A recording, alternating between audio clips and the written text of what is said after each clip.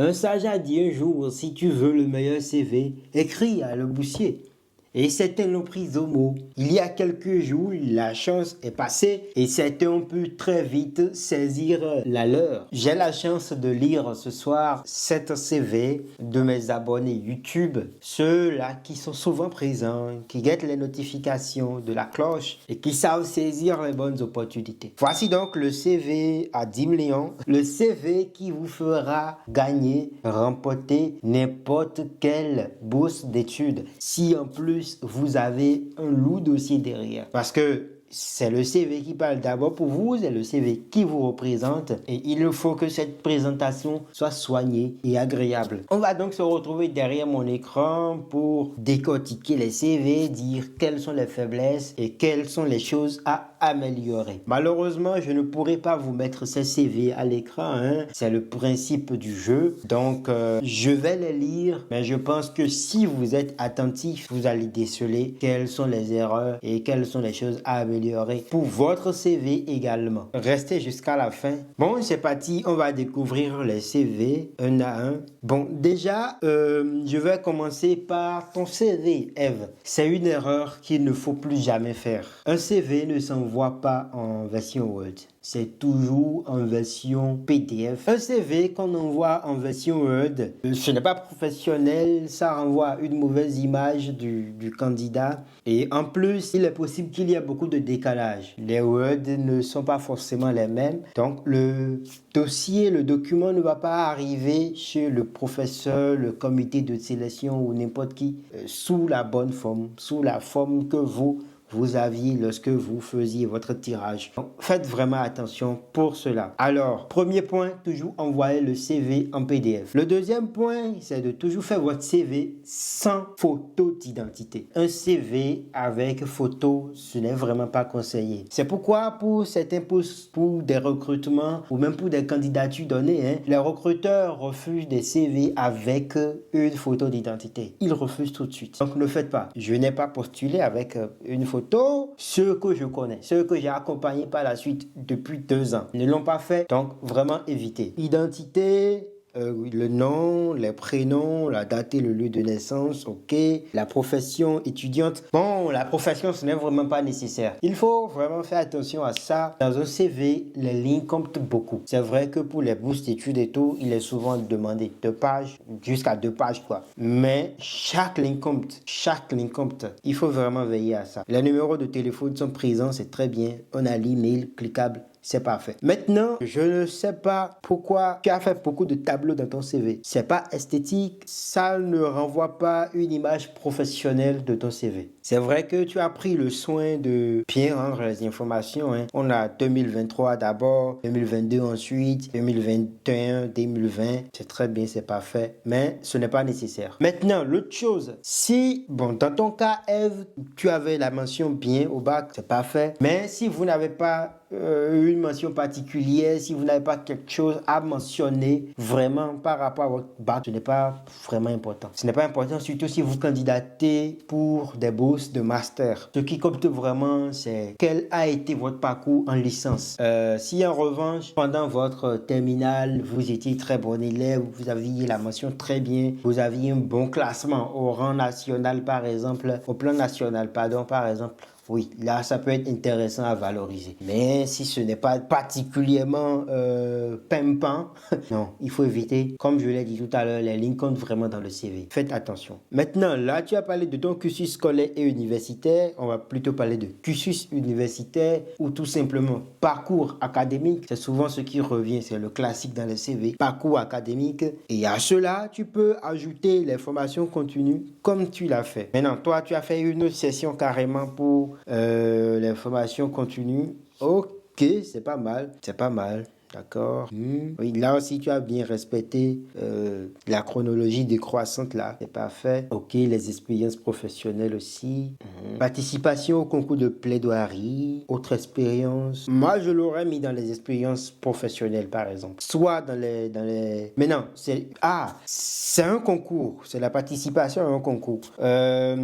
Je ne sais pas si tu as reçu un prix à ce concours-là. Si oui, même si c'est le troisième prix, le quatrième prix, il serait intéressant de mettre ça dans une section dédiée. Même si c'est ce seul prix-là. Parce que certains se disent, oui, c'est un seul prix, donc lui dédier une session, c'est pas forcément très bien. Non, non, non, non. Il faut lui dédier une session carrément. Quand vous mettez autre expérience, ça diminue la valeur de ce que vous voulez montrer au fait. Donc, il faut vraiment faire attention à l'avenir. Volontariat et association, c'est très bien aussi. Ils adorent de plus en plus ça. Donc, c'est parfait. Responsable, chargé de communication, présidente, vice-présidente. Ok, super. Compétences linguistiques. D'accord. Ok. Bon. Certains préfèrent pour les CV qu'il y ait des graphes. Donc, montrer par exemple le niveau sur 100% de la langue. Là, ça peut déjà aller. Ça peut déjà aller. Alors, Eve, tu vois, le fait que tu aies rendu ton CV déjà dans une version Word et qu'en plus tu aies mis tes tableaux à l'intérieur, ça fait que ton CV a coûté 4 pages. 4 pages alors que tu étais en Arial 12, tu vois. Donc, c'est pas ergonomique du tout les tableaux. Tu veux, je comprends l'idée. L'idée justement c'est de faire un truc ergonomique, mais c'est pas réussi, c'est pas réussi. Il aurait suffi de les sortir des tableaux et tu aurais gagné beaucoup plus de place, tu vois. Donc les tableaux, sincèrement, les tableaux dans le CV, non, à éviter. Les personnes de référence, c'est bien. Alors il faut faire attention aux fautes, hein. Personnes de référence, il n'y a pas SAV, référence. Ce sont de petits trucs qui peuvent coûter. Mais j'ai vu le poids des gens, c'est pas fait, c'est pas fait. Et puis ça cadre très bien avec ton domaine. Ça, c'est intéressant. Candidater en tant qu'étudiant, tout simplement, d'accord? Que vous avez fait votre stage quelque part, c'est bien de mettre le nom du directeur de stage, de mettre le nom du professeur, etc. Mais vous n'allez pas mettre le nom de n'importe qui, quoi. Un chef d'entreprise aussi, oui, ça peut faire l'affaire. Mais vous n'allez pas mettre, par exemple, le nom de votre oncle, mais avec qui vous n'avez aucun lien professionnel ou hiérarchique, je ne sais pas. Donc là, comme tu l'as fait, Eve, c'est très bien. Tu as fini, tu as mis. Mais le point faible de ton CV, en plus du fait que c'est un Word et qu'il y a beaucoup de tableaux, c'est que tu ne t'es pas présenté. Tu ne t'es pas présenté il faut au moins 3 lignes. Hein. Bon, pas au moins, il faut plus 3 lignes. 1 à 2 lignes, 3 lignes maximum pour te présenter et dire pourquoi tu présentes ce CV. Pourquoi tu rends ce CV. Qu'est-ce qui est intéressant à savoir à ton sujet? Voilà, ça manque. Et les différentes expériences que tu as eues aussi, tu les as juste listées. On ne sait pas ce que tu en as fait, en quoi ça t'a construite, qu'est-ce que ça t'a apporté. On ne sait rien du tout. C'est juste, voilà, on a vu que tu étais stagiaire, que tu as ensuite été assistante, tu as mis volontariat. Présidente du club de, oui, c'est bien. Mais on ne sait pas ce que tu en as fait. Il faut renseigner au moins un tout petit peu, faire de 2 lignes, hein, 2 lignes maximum, dire « Ah, j'ai occupé tel poste, j'ai fait ceci, et pourquoi pas, ça m'a apporté ceci, ça a apporté telle croissance. » Montrer au fait l'apport, chaque fois, montrer l'apport de ce que... Et puis, ça permet également d'insérer des mots-clés. Les mots-clés maintenant, moi, je trouve que c'est hyper sous-estimé. Dans le droit, par exemple, il faut certains mots-clés qui reviennent souvent. Plaidoirie, avocat, magistrat, voilà, ce genre de choses. Droit. En littérature, il faut des mots comme littéraire, livre, auteur, écriture.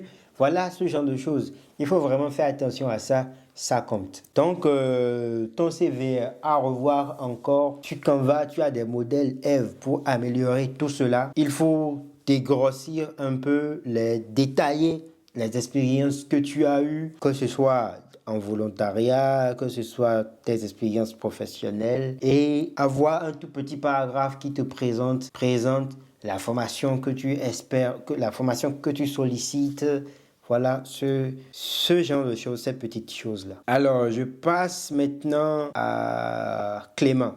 C'est pareil, hein, c'est pareil. Les tableaux, c'est pas bienvenu du tout. Il faut supprimer. Il faut supprimer. Et ton curriculum vitae, on se sent à l'étroit dedans. On n'est pas à l'aise. Il y a comme un étouffement. Il faut vraiment alléger le CV.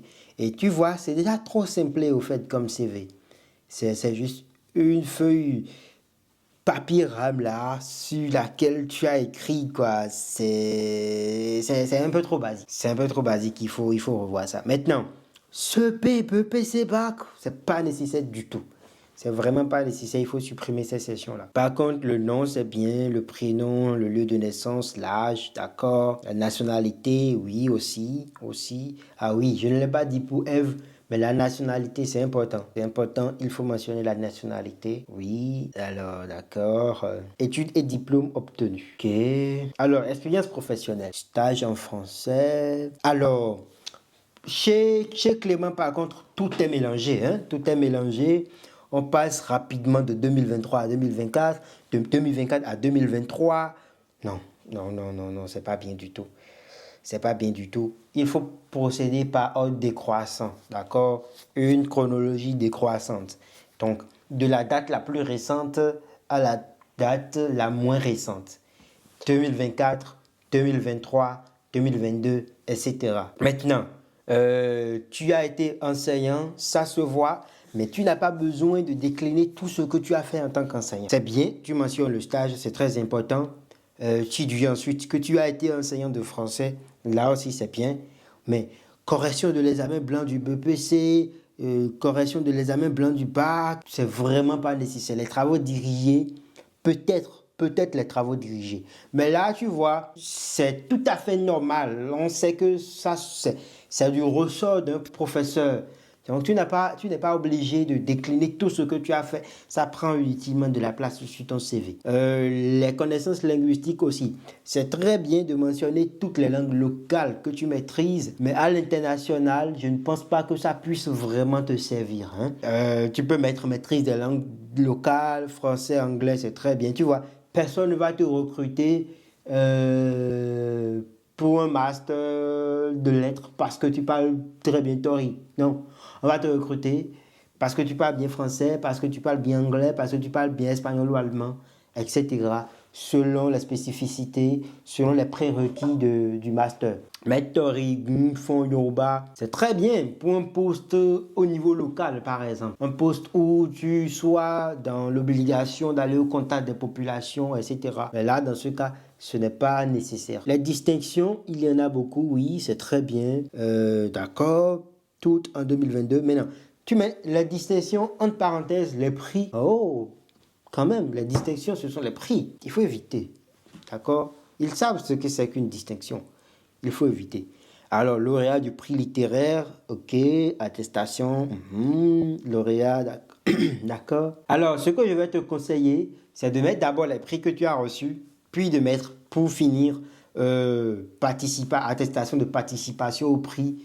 Tu vois, visiblement, tu ne l'as pas remporté, ce concours-là. Il faut commencer par les choses les plus frappantes. Tu vois, des choses qu'on va lire, se dit, ah, waouh, ok, ah, waouh, c'est bien ça. Mais quand tu commences par les choses les moins bonnes, c'est vrai qu'il y a ensuite de bonnes choses, mais pas ouf. Autre atout. Alors, tu as déjà dit que tu es lauréat de prix littéraire, maître à écrivain, tout ça, c'est pas forcément nécessaire.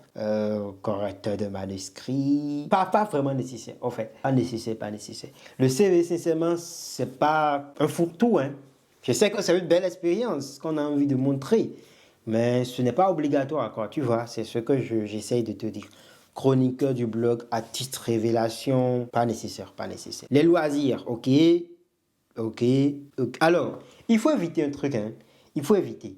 Soit tu pars sur l'énumération pure et simple, soit tu es dans les phrases. Il faut qu'il y ait une certaine cohérence, une certaine harmonie dans tout ce que tu racontes. Mais quand tu mets un loisir et tu mets, par exemple, tout genre confondu, tu mets un autre loisir, tu les cites. Non, il faut être cohérent. Et puis, au fait, il ne faut pas aller dans tous les sens, hein. Il faut être malin aussi. Je sollicite tel master, je sollicite telle filière. Quels sont les attendus de quelqu'un qui sollicite une filière de ce genre? Si je dis par exemple que je suis en train d'entrer, que je sollicite un master en robotique et que nulle part je ne mentionne des choses en rapport avec les maths, des choses en rapport avec la physique, des choses un rapport avec des revues spécialisées dans le domaine. C'est bien d'aimer le sport, c'est bien d'aimer la lecture, c'est bien d'aimer les voyages et tout.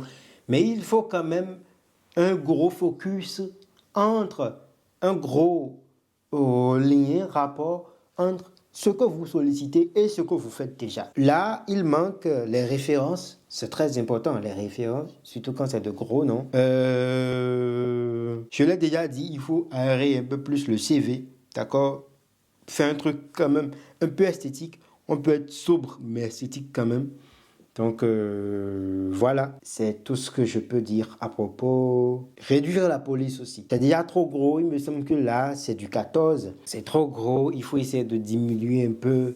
Et pourquoi pas donner plus de contexte aux différentes expériences. Les langues, j'en ai déjà parlé. Les distinctions aussi. Et voilà. Alors, Mirencia, ok, là c'est très bien. Bon, en gros, pour la présentation, c'est nickel, c'est fluide. On a le nom, on a les contacts, on a le domicile, on a la date de naissance, on a la nationalité, c'est très bien. Il y a un paragraphe profil. Ah, je vois l'inspiration. Je vois l'inspiration du Boussier. Ah, c'est bien, c'est bien. C'est parfait. Tu as donné le contexte. Tu as dit pourquoi tu as envoyé le CV. Donc, la filière, l'école, oui. Le projet aussi, c'est très bien.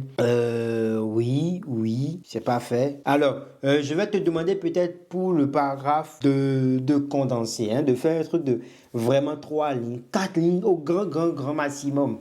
Parce que plus c'est long, plus la personne sera moins motivée à lire. Il va se dire, ah, c'est un CV, mais elle m'a fait une dissertation, cette fille. Il faut essayer de vraiment rester. Éducation.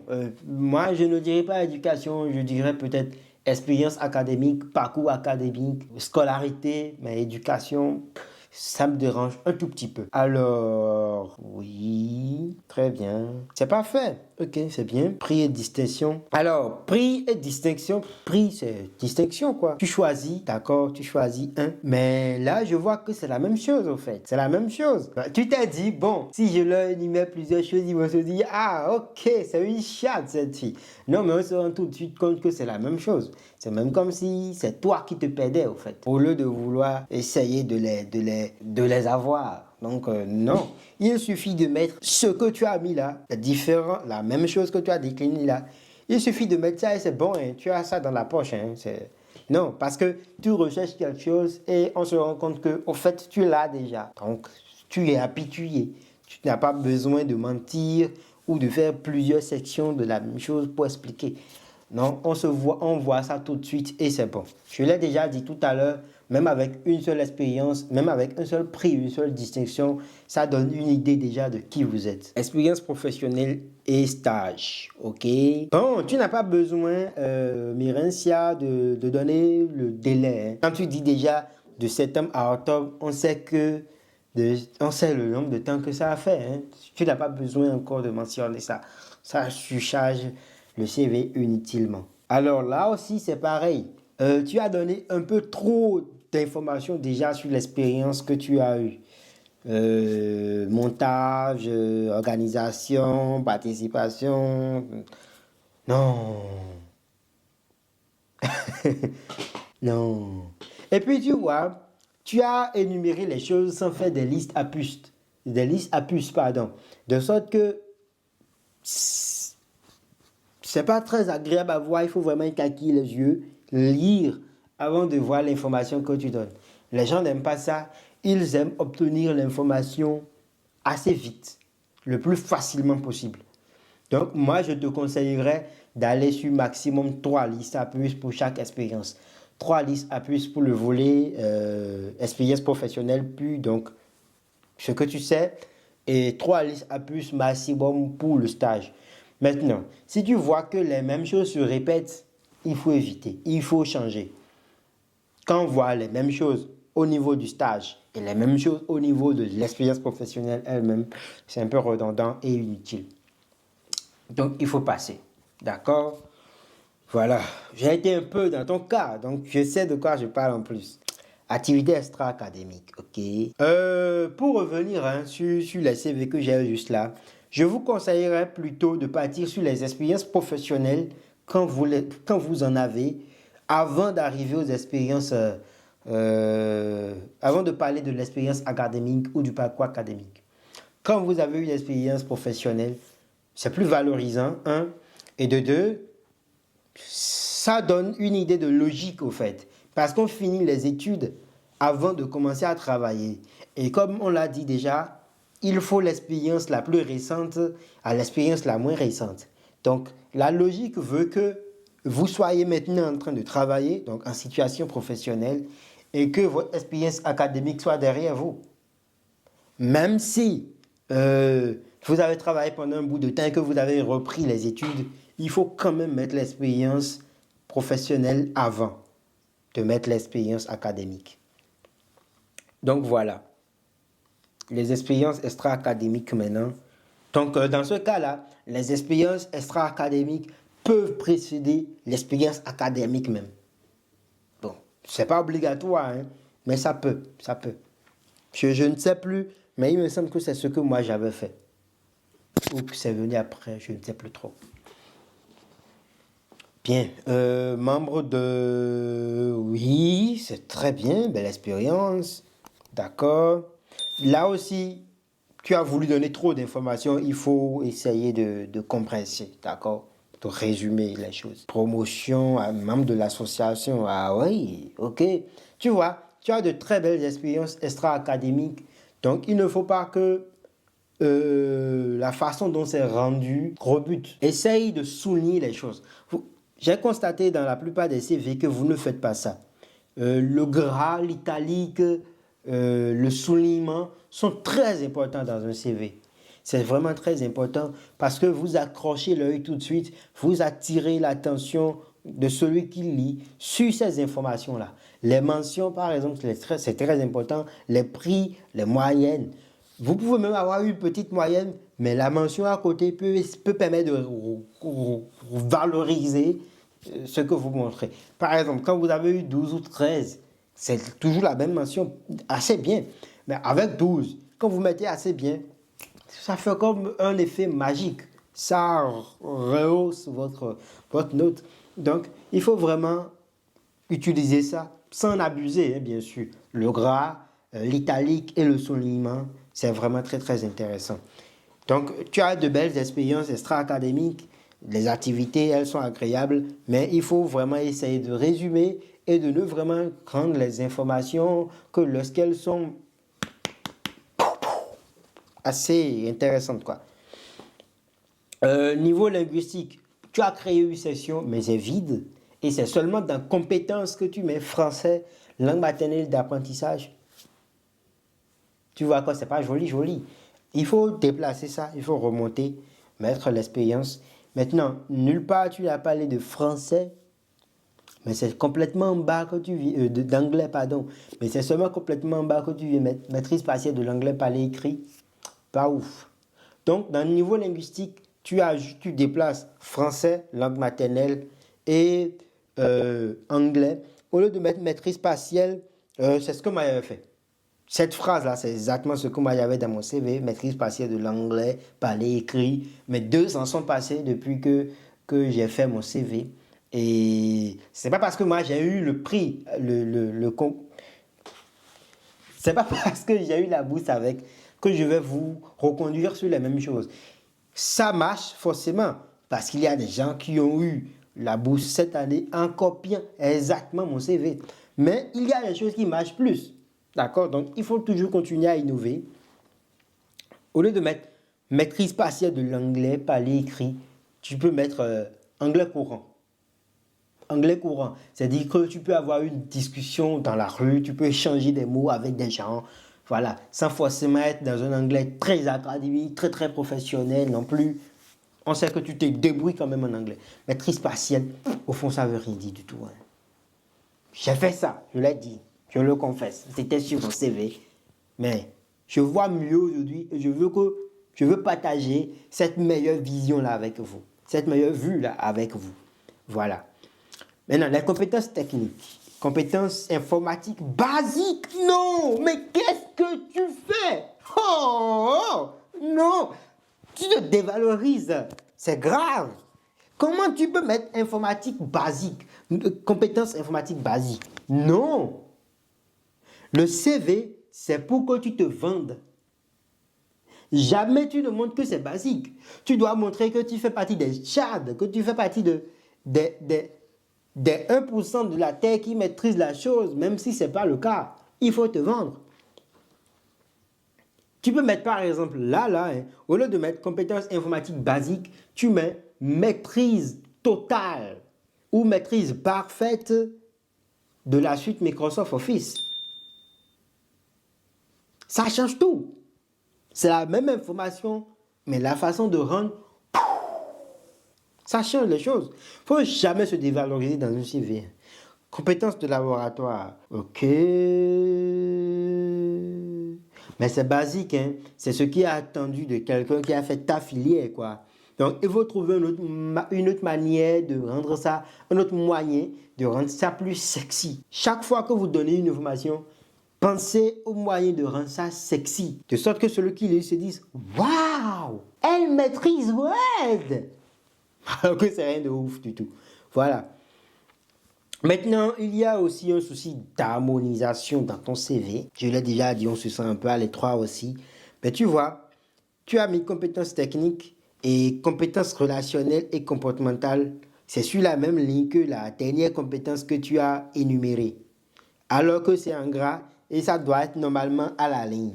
Donc, il faut éviter vraiment ces erreurs-là, ces faiblesses de présentation. D'accord? Maintenant, compétences relationnelles et comportementales, donc il faut éviter ça. Je sais que comportemental, ça fait très scientifique, mais il faut éviter. En haut, tu as mes compétences techniques, donc hard skills. En bas, j'aurais aimé que tu mettes soft skills. Donc là, c'est vraiment le savoir-être, les choses qui t'appartiennent en tant que personne. D'accord? Et là, oui, c'est très bien. Sauf la dernière compétence que tu vas enlever, qui est une compétence linguistique qu'il faut mettre dans niveau linguistique avec le français là-bas. Sans d'intérêt. Ok, oui, c'est bien. Ok. Donc, en gros, il faut un CV beaucoup plus sexy où tu te mets mieux en valeur et avec des informations qui ne sont pas trop données. Il faut résumer. D'accord? Rendre un truc digeste. La liste à puce, c'est très important. Tu n'en as pas beaucoup fait. Tu avais pourtant bien commencé sous éducation, sous prix et distinction, mais ensuite tu as abandonné ça, je ne sais pas pourquoi, avant de revenir avec à partir de compétences. Donc, il faut améliorer le CV, d'accord? Et c'est bon, dans l'ensemble, dans la présentation. Alors, Anselme, ton CV dans la présentation, elle est parfaite. Tout de suite, ça accroche l'œil avec de belles couleurs, avec des choses très bien soulignées. 2 sessions différentes, c'est nickel. Vraiment, la présentation, c'est 10 sur 10. Maintenant, on va voir ce qu'il y a à l'intérieur. Ok, tu as des références, tout est bien présenté. Ben, Anselme, on se fout que tu sois célibataire ou pas. C'est pas ce qui importe. On a besoin de savoir que tu es un génie. Tu peux avoir des hordes. Tu peux avoir des harems, on s'en fout. Donc ta situation matrimoniale, ce n'est pas important sur ton CV. D'accord? On a la date, on a l'adresse, on a le lieu d'habitation, on a le numéro de téléphone, c'est parfait. Les langues, il faut mettre le niveau de compréhension. Si tu es bilingue, tu mentionnes ça, si ce sont tes langues maternelles, là aussi c'est très bien. Après ton nom, il y a ce que tu fais. C'est parfait, mais si on peut avoir une ligne pour montrer les objectifs, le but visé par l'envoi du CV, ce serait intéressant. Je sollicite tel master, je veux entrer dans telle école, je veux postuler telle bourse. Donc, ensuite de ton titre professionnel, il serait intéressant qu'on ait ça là à la suite. Diplôme et formation. Je l'ai déjà dit, tu as des expériences professionnelles, donc il faut balancer les expériences professionnelles en haut avant les diplômes et formations. D'accord? On va lire quand même. Diplôme, licence professionnelle. Ok, mention bien. Bravo. Bac série D. Ok. Bon, tu n'as pas mis la mention du bac. Donc, je suppose que ce n'était pas ouf. Je ne me moque pas. Hein, j'avais la mention passable au bac moi aussi. Mais tu vois, si ça ne t'apporte pas quelque chose de vraiment très très intéressant, très sexy à valoriser, c'est pas nécessaire de mentionner ça. Pareil, hein, BPC et CEP, on s'en fout, mais vraiment royalement. Ça fait de la place de perdu sur le CV. Il faut enlever ça. Compétences. Ok. Alors, dans tes compétences, tu as parlé de choses seulement relatives à ton domaine d'activité. En soi, ce n'est pas mauvais. Mais si tu peux ajouter d'autres choses qui montrent ta polyvalence, qui montrent ton intérêt pour d'autres domaines, d'autres sciences, d'autres champs d'intérêt, ce serait vraiment, vraiment plus agréable à lire. Donc, c'est la petite touche que moi, je vais t'inviter à mettre. Tu n'as pas, par exemple, montré que tu sais utiliser l'IA, tu n'as pas montré que tu sais utiliser des logiciels spécifiques. De l'autre côté, j'ai vu dans la session informatique que tu as mis Word, Excel, PowerPoint, PVJ, CCS, tout ça. Mais tu vois, il faut mettre ça dans compétences. Tu peux mettre compétences informatiques ou dans tes hard skills, tu mentionnes tout ça. Mais dans l'informatique, en solo là-bas, là, pas ouf, pas ouf, pas ouf. Expérience professionnelle maintenant. Écoute, c'est pas fait, mon gars. Tu as respecté aussi la chronologie décroissante là. C'est bien, stage, stage, stage. Toi, tu m'as compris. Tu as su que les stages sont les expériences professionnelles aussi. Bravo, mon gars. Bravo. Bravo. Prix et distinction. Bon, c'est prix, hein, ou distinction. C'est comme si j'avais mis sur mon CV aussi prix et distinction. Je suis pas sûr. Hein. Si c'est ça, dites-moi. La prochaine vidéo, il faut que je me gifle devant vous. Parce que c'est grave. C'est grave. D'accord? Prix et distinction, non. C'est prix ou distinction. Distinction, c'est bon. Alors, premier prix, ok, bravo. Pouce, d'accord, super. C'est parfait, mon gars. Leadership et vie associative, membre de, ok, responsable, d'accord. Séminaire, atelier de formation, super, super, super. Écoute, dans l'ensemble, ton CV est plutôt très bon, d'accord? Donc, il y a ces petites choses-là qu'il faut corriger. Maintenant, je vois que tu as mis tes réseaux sociaux en selme. Écoute, si sur tes réseaux sociaux, tu communiques beaucoup et presque exclusivement sur ton domaine d'activité, d'accord? Sur en quoi tu es technicien supérieur, nickel. Vraiment nickel. Mais là, il faudrait privilégier un seul réseau social. Et celui qui est plébiscité, c'est LinkedIn. Maintenant, si sur Facebook que tu as mentionné là, tu as souvent Jackie qui te tague et qui parle de ses soutiens-gorge. Si tu as de l'autre côté Moufid qui, je ne sais pas, non, il faut éviter. Les réseaux sociaux sur le CV, quand tu postules un poste de communication, voilà ces choses-là, ok. Mais dans ton cas, ce n'est vraiment pas important. Et si tu as un réseau social à mettre, c'est LinkedIn qu'il faut mettre. J'ai vu que tu as mis... comment ça s'appelle? Que tu as mis YouTube. Je ne suis pas allé... Bon, je vais voir. Tu vois, le lien YouTube que tu as mis, ça ne renvoie à rien. Si tu avais une chaîne YouTube, par exemple, où tu parlais de ton domaine d'activité, là, ce serait banger. Mais ce n'est pas le cas. Le lien ne mène à rien du tout. Je vais cliquer sur ton Facebook, voir. Tu vois, c'est ce que je disais. Quand on arrive sur ton Facebook, on a quelqu'un qui a mis une photo. Voilà, on a Tata Véro. Tu vois, je suis en train de défiler depuis, hein, mais nulle part, je n'ai vu une seule publication de Anselme. Donc, c'est pas intéressant. Ça renvoie même une très mauvaise image de toi-même. C'est pas professionnel du tout. Les CV, jamais ne mettez vos réseaux sociaux dans un CV. Jamais ne faites ça. À part ça, dans l'ensemble, c'est bien. L'ergonomie est parfaite, c'est aéré, ça respire. Bravo. Alors, Béni, d'accord, ok. Bon, pourquoi Bénin, Porto-Novo? D'abord, ça devait être Porto-Novo, Bénin. Mais pourquoi tu soulignes ça? C'est pas nécessaire. Objectif. On s'est déjà entendu hein, à propos de l'université. C'est pas ouvert à la bourse. En tout cas, pas la bourse, c'est FEL. Donc, il faut enlever ça. Mais je comprends l'idée, c'est très bien. Mais au lieu de objectif, ça pourrait être profil ou à propos de moi ou me connaître. des trucs comme ça. Expérience professionnelle, ok. Rédaction de ce que tu sais. Ça pourrait être mal vu, de rédiger ce genre de choses. C'est censé être un travail vraiment personnel. Peut-être correction, oui, c'est même très bien, c'est bien. Correction, oui, mais rédaction, non, il faut enlever rédaction. Accueil et accompagnement, ok, oui, c'est bien. Maintenant, la troisième expérience aussi, c'est pas très sexy. C'est pas très sexy, donc moi, je vais demander d'enlever ça. Leadership et vie associative. Là, ça commence très bien avec une très belle expérience que je vois. C'est parfait. Mais si c'est une seule chose, pas besoin de faire une liste à puces. J'ai vu que c'était une seule expérience. Sensibilisation, oui. Donc, non, c'est pas nécessaire de faire un tiret. Il faut y aller directement. Là aussi, la chronologie décroissante a été respectée. C'est très bien. Les expériences aussi sont intéressantes, parfait, études supérieures. Voilà, exact. Bon, voilà, je reconnais l'inspiration de mon CV et ça me fait plaisir que les gens suivent bien ce que je dis. Là, on a expérience professionnelle. Écoutez bien comment elle a hiérarchisé son CV.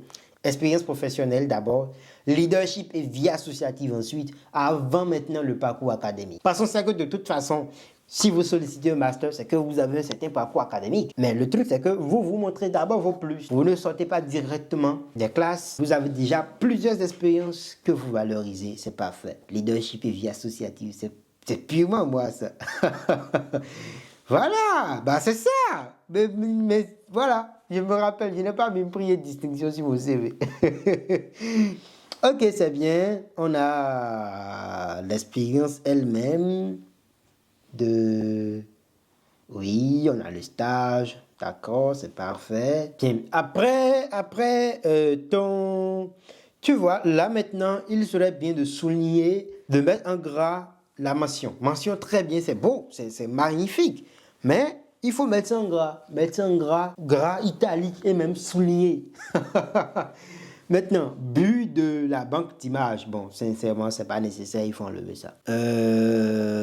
Stage, oui, super. Mention bien. Là aussi, il faut souligner, mettre en gras. Oui, parfait. Distinction. Les distinctions sont nombreuses. C'est magnifique. Maintenant, tu as déjà mis lauréate 2. Tu n'as pas besoin de mettre le prix qu'on t'a décerné. Tu as déjà mis finaliste 2. Tu n'es pas obligé de mettre le prix qu'on t'a décerné. Maintenant, tu as mis extrait 2. Tu sais de quoi je parle. Il faut supprimer ça, c'est pas nécessaire. Tu as mis ensuite, pareil, hein, donc voilà. Il faut enlever extrait de là, il faut tout enlever. C'est vraiment pas nécessaire. Si ce sont des trucs qui sont en ligne, si tu as par exemple un catalogue, mais tu peux faire ça. Tu peux faire un catalogue, un portfolio et mettre le lien de sorte que ce soit cliquable. On clique dessus et puis ça renvoie là-bas. Math, c'était pareil. Elle avait un bon... elle avait des expériences similaires et pour son mémoire qui était très bien rédigé et pour lequel elle a eu une bonne moyenne et qui avait surtout un sujet très intéressant, ce qu'on a fait, c'est qu'on a mis le lien, on a mis le mémoire dans un Dropbox, j'espère que c'est comme ça que ça s'appelle, et on a mis le lien dans l'intitulé du mémoire. De sorte que si la personne, le professeur par exemple, était intéressé, il pouvait cliquer sur le lien, aller lire une partie du mémoire et avoir une idée de ce à quoi, de quelle étudiante il a en face de lui. Voilà. Alors, compétences. Maîtrise des logiciels, Word, Excel. Bon, c'est assez basique. Il faut trouver un moyen sexy de rendre ça. Comme je l'ai dit tout à l'heure, tu peux mettre maîtrise parfaite de la suite Microsoft Office. Personne ne va te faire asseoir et te demander si tu maîtrises tout ça. La compétence, la créativité, l'altruisme, je ne suis pas sûr que ce soit vraiment des compétences. Ça entre dans le champ du savoir-être, mais des compétences. C'est vrai que les compétences, c'est ce qu'on sait faire, mais voilà, c'est ce qu'on sait faire, non? Les compétences, oui, c'est ça, c'est ce qu'on sait faire. Donc, c'est pas l'altruisme, parce qu'on fait ça. On est altruiste. Donc, voilà. Il faut mettre ça dans les savoir-être. Alors, centre d'intérêt, oui. Pour quelqu'un qui sollicite un master, il faut mettre quand même la recherche, hein, comme centre d'intérêt. Bon, sinon, dans l'ensemble, c'est bien, mais ça m'a l'air un peu trop simplé. Tu vois, la façon dont tu as souligné Bénin Porte Nouveau, là, tu peux faire pareil. Pour objectif, expérience professionnelle, etc., etc. Et tu mets le gras dans toutes les informations intéressantes, comme les mentions, les prix, etc. Tu mets tout ça en gras et ce serait parfait. Île d'Alphonse maintenant. Ok, c'est bien. J'aime beaucoup la présentation. C'est assez simple, hein, mais c'est plutôt bien amené. Alors, ton nom, après ça, tu as mis tes coordonnées, mais il faut mettre aussi ta nationalité, ton âge et oui, ton adresse, pourquoi pas. Bon, là, c'est mis Porto Novo Bénin. Ok. Titulaire de... Oui. Oui, d'accord. Très bien. Parfait. Le profil est bien rédigé. Alors, les expériences maintenant. Ok. Là aussi, tu as fait la chronologie. Après ton expérience de stagiaire, tu as dit en gros ce que tu as fait avant de donner tes réalisations. Moi, j'aurais préféré que tu ailles directement sur les réalisations. Hein. Tu mets stagiaire, et tu mets j'ai fait ceci, j'ai fait cela. Mais il ne faut pas que ce soit des trucs trop génériques, tu vois, des trucs que tout le monde pourrait faire. Il faut vraiment montrer ta patte dans ce que tu as fait, dans ce que tu as eu comme réalisation, d'accord? J'interviens dès les premières phases du projet, c'est assez vague, quoi. Il faut être vraiment plus spécifique, dire les choses vraiment vérifiables. Surtout que toi, tu es dans la data, des trucs vraiment vérifiables, vraiment punch direct. Bon, c'est pareil pour la deuxième expérience aussi, hein, qui est très intéressante par ailleurs. Mais voilà, il faut être plus direct et plus percutant. Parcours académique. Ok. Alors, tu as mis ta moyenne, mais tu n'as pas mis la mention. La mention de 13, c'est assez bien. Donc, il faut mettre ça à ce niveau-là. Alors, tu as mis ta moyenne, mais tu n'as pas mis ta mention. Il serait assez bien de mettre ça. Ça valorise la moyenne. Maintenant, tu as mis 2023, 2020 et tu reviens à 2021. C'est pas chic. C'est pas chic. Donc, après la première expérience universitaire qui est tout en haut, tu mets l'expérience à African Total, puis tu mets l'expérience à l'université d'Abomey Calavi. La première expérience, quoi. Ah non, la deuxième. Oh, je vais t'aider. Ce G cocotier, on enlève ça. D'accord? Et tu fais Abomey Calavi 1, 2020-2023. Tu fais ensuite, je crois, Abomey Calavi. Non, tu fais ensuite African Total. Puis tu fais Abomey Calavi 2. Avant maintenant de faire université numérique. Donc, Abomey Calavi 2, ça correspond à mars 2022 à mai 2022. Maintenant, bon, c'est une petite formation. Vraiment, c'est pas nécessaire. C'est pas nécessaire, tu peux l'enlever. Distinction. Bon, je suis sûr que le programme dont tu as été boursier là, je suis sûr que ça vient après ton expérience au collège d'enseignement, les cocotiers. Donc, tu balances ça en haut avant de mettre l'autre expérience. Compétences et intérêts, faut pas les mélanger. Compétences à part, intérêt à part. Faut pas les mélanger. Maintenant, il faut mettre langage maîtrisé ou compétences linguistiques plutôt, je préférerais, avant les personnes référentes. Les personnes référentes vraiment doivent arriver enfin, quoi, pour clôturer un peu. Voilà, mais tu n'as pas donné tes centres d'intérêt. Tu as mis compétences et intérêts, mais tu n'as pas mis tes centres d'intérêt. On a juste vu tes compétences. Programmation, utilisation, experte de... Oui, c'est très bien. Là, toi, tu te vends bien. Maîtrise avancée. Oh là là. Ok. Bah, tu as mis tes compétences. Tu n'as pas mis tes intérêts. Maintenant, j'ai l'impression que vous boycottez beaucoup le savoir-être. C'est très important aussi. C'est aussi important que les expériences professionnelles. C'est aussi important que le leadership et la vie associative. C'est vous, quoi. C'est ce qui vous fait. N'importe qui peut avoir telle ou telle compétence. Mais tout le monde n'est pas gentil. Tout le monde n'est pas altruiste. Tout le monde n'est pas sensible aux causes environnementales. Donc, tout le monde ne sait pas travailler en équipe. Ce sont des choses vraiment sur lesquelles il faut rentabiliser. Il faut vraiment insister dessus. C'est ça qui vend. C'est tout ça qui fait que on se dit, voici un leader de demain. Voici une élite. Les compétences techniques seules ne suffisent pas. La maîtrise de logiciels, c'est très bien. Les compétences linguistiques, c'est... Mais le savoir-être est tout aussi important. D'accord? Il faut insister dessus. S'il le faut même, vous faites 2 sections dans les compétences. Hein? Savoir-faire et savoir-être. Hard skills et soft skills. D'accord? Chaque fois, vous faites au moins, vous vous débrouillez pour avoir au moins 3 listes, 3 puces de compétences. Tac, tac, tac, tac, tac, tac, tac, tac, tac. Vous vous blindez, hein? Parce que c'est une concurrence rude. Si moi je prends ton CV et que je n'ai aucune information sur le savoir-être, que je prends le CV de Jackie, que je vois ça dessus, moi je vais privilégier Jackie si en plus elle a sensiblement les mêmes trucs que toi, les mêmes compétences, les mêmes expériences que toi. Donc il faut vraiment faire attention.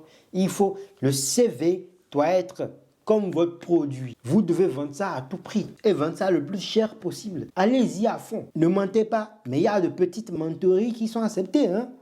Quand vous êtes bon sur Word, vous pouvez tout simplement dire que vous êtes le dieu de Word. Que tout sur Word vous est possible. Au moins, vous partez d'une base de la maîtrise de Word. Si je prends l'exemple de Idelphonse. Idelphonse qui dit programmation avancée, utilisation experte, maîtrise avancée. De bons superlatifs, presque, qu'il utilise. Des mots forts, des mots avec de la puissance. Donc, allez-y, faites ça. N'ayez pas peur. Au fait, quand on est trop humble, on ne va pas concourir. Quand on est humble, on ne concourt à rien. Il ne faut pas être humble sur votre CV. Certes, il ne faut pas être grandiloquent, il ne faut pas être trop orgueilleux, trop sûr de vous, mais il faut vous vendre. Il faut vous vendre, les gars, c'est très important. Alors, pour finir, on a un CV Europass de Hissène Aliou. Ok. Domicile, d'accord. Contact, nationalité, date de naissance, d'accord. Alors, pour le profil, tu as mis je me présente. Tu mets soit profil, soit en savoir plus sur moi, soit me connaître. Mais je me présente, tu fais carrément une phrase comme titre. C'est pas ouf. C'est pas ouf. Bon, au fait, dans le profil, tu n'as rien donné comme information sur toi. Tu as juste dit ce que tu voulais. C'est trop classique, trop vague, trop creux. Moi, ça ne m'accroche pas. C'est très bien, on voit ce que tu vends, mais tu te vends mal au fait. Tu ne dis pas ce que tu veux, ce que tu cherches, ce que tu sais faire, ce que tu adores. Tu montres juste ce que tu veux apprendre. C'est bien, c'est noble, mais on note pas dans ce master si on ne veut pas apprendre, c'est la base. Donc, il faut donner les objectifs. Pourquoi tu écris le CV? Qu'est-ce que tu es? Quel est ton projet professionnel? Qu'est-ce que tu vises? Pourquoi c'est dans ce master-là que tu veux entrer? En 3 lignes maximum, tu as déjà dit ça. C'est un résumé très court. D'accord? Bien. Éducation et formation, 2020-2021. Non. Parce qu'ensuite, on a 2022-2023. Tu fais basculer 2022-2023 en haut. Alors, je vois brevet d'enseignement fondamental. Je ne sais pas ce que c'est. Je suppose que c'est le BEPC. Mais le truc, c'est que tu l'as obtenu en 2021.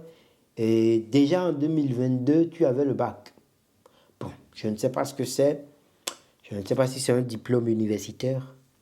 Mais c'est que actuellement tu es à l'université parce que ton domicile, c'est cité universitaire. Mais nulle part, tu n'as mentionné que tu étais en train de suivre une formation. Donc, on ne sait pas quelle est ta filière, ce que tu fais maintenant. C'est un CV incomplet. Ça ne donne pas envie de continuer. Je suis dû, c'est vrai, mais... C'est vrai, c'est la vérité. Ça ne donne pas envie de continuer. Les informations ne sont pas suffisamment renseignées. Donc, il faut corriger ça. Expérience professionnelle, volontaire. C'est pas une expérience professionnelle, ça. C'est du bénévolat. C'est de très belles expériences, mais c'est du bénévolat. Et là aussi, il faut procéder par ordre décroissante dans la chronologie. On a vu que tu avais ta dernière expérience remonte à 2022. Tu es féministe. Mais c'est ça qui doit venir en premier. Féministe, bienfaisant, porte-parole et volontaire. D'accord? C'est ainsi qu'il faut procéder et donner un peu plus de contexte. Chaque fois que tu dis tu es volontaire, tu donnes l'organisme et tu donnes la localité. C'est pas mauvais, mais on ne sait pas ce que tu y fais. Tu vois, tu ne donnes aucune information. Qu'est-ce que tu as fait? Qu'est-ce que ça t'a apporté?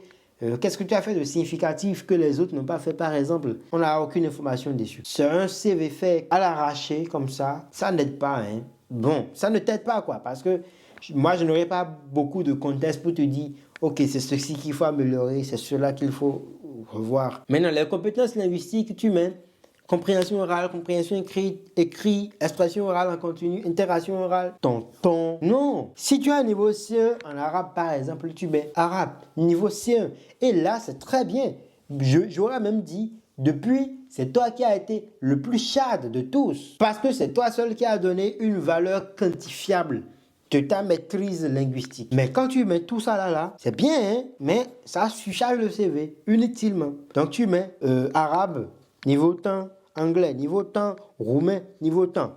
Maintenant, ton CV est rédigé en français, mais nulle part on n'a aucune information sur ta maîtrise du français. C'est pas cohérent. C'est pas cohérent. Compétences numériques, Microsoft Office. C'est bien. C'est ça seul que tu maîtrises. Bah, si c'est ça seul que tu maîtrises, il faut rendre ça de façon sexy. Hein. Loisirs, intérêt. Tu vois, tu as mis lecture, écriture et 2 autres compétences. Mais nulle part tu n'as parlé du bénévolat, par exemple.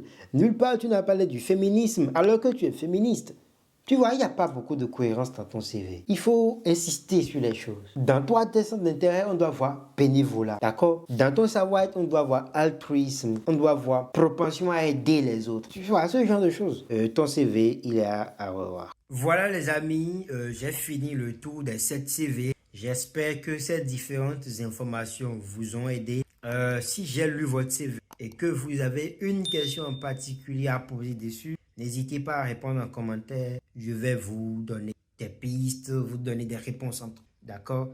Si j'ai dit quelque chose que vous n'avez pas très bien compris, n'hésitez pas à me poser la question en commentaire ou à m'écrire sur Facebook. Je vais vous répondre sans souci. Pour tous les autres, voilà, ce genre de choses pourrait arriver à l'avenir. Hein. Donc, il faudra être présent pour en bénéficier. Il pourrait s'agir demain de l'aide de motivation ou du projet professionnel, pourquoi pas. Donc voilà, soyez attentifs à ces choses-là. Il s'agit de vous abonner, de liker, de commenter souvent, de faire vivre la chaîne vraiment, de l'aider à grandir. J'espère que cette petite expérience vous aura aidé. Même si ce n'est pas votre CV que j'ai corrigé, il y a des choses dont j'ai parlé qui forcément vous seront utiles. Donc n'hésitez pas à en profiter, à retoucher votre CV dès maintenant afin de lui donner beaucoup plus de chance. Si j'ai de nouvelles idées, si j'ai d'autres petites astuces comme ça, je les partagerai en exclusivité sur YouTube pour mes abonnés fidèles. Donc voilà, je vous souhaite une très bonne soirée, prenez soin de vous et à très très bientôt.